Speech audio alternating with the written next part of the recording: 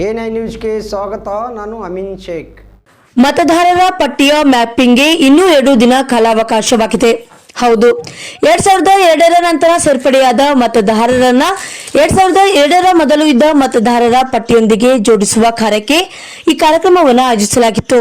ಹೌದು ವೀಕ್ಷಕರೇ, ಚುನಾವಣಾ ಆಯೋಗದ ಮಾರ್ಗಸೂಚಿಯಂತೆ ಮತದಾರರ ಪಟ್ಟಿಯನ್ನ ಇನ್ನಷ್ಟು ಸ್ಪಷ್ಟ ಮತ್ತು ಸಮಗ್ರಗೊಳಿಸುವ ಉದ್ದೇಶದಿಂದ ಈ ಮ್ಯಾಪಿಂಗ್ ಕಾರ್ಯ ನಡೆಯುತ್ತಿದೆ. ಯಾದಗಿರಿ ಜಿಲ್ಲೆಯ ಹುಣಸಗಿ ತಾಲೂಕಿನ ಶ್ರೀನಿವಾಸಪುರ ಗ್ರಾಮದಲ್ಲಿ ಇಂದು ನಡೆದಂತಹ ಕಾರ್ಯಕ್ರಮದಲ್ಲಿ ಅಧಿಕಾರಿಗಳು ಮತದಾರರ ವಿವರಗಳನ್ನು ಪರಿಶೀಲಿಸಿ 2002ರ ನಂತರ ಸೇರಿಸುವ ಮತದಾರ ಈ ಮ್ಯಾಪಿಂಗ್ ಕಾರ್ಯಕ್ಕೆ ಇನ್ನೂ 2 ದಿನಗಳ ಕಾಲಾವಕಾಶ ನೀಡಲಾಗಿದ್ದು ಮಾರ್ಚ್ 15, 2026ರವರೆಗೆ ಕಾಲಾವಕಾಶ ಇದೆ. ಸಾರ್ವಜನಿಕರು ತಮ್ಮ ಮಾಹಿತಿಯನ್ನು ಪರಿಶೀಲಿಸಿಕೊಳ್ಳಬಹುದು ಎಂದು ಅಧಿಕಾರಿಗಳು ತಿಳಿಸಿದ್ದಾರೆ.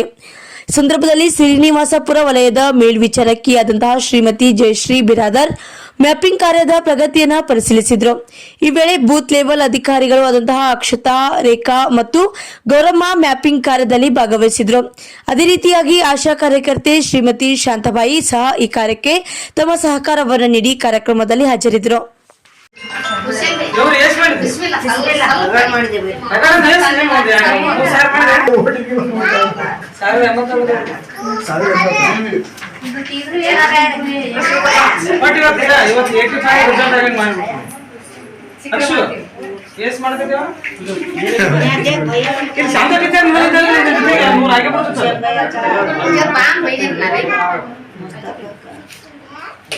But mapping complete ಮಾಡ್ಬಿಡ್ರಿ.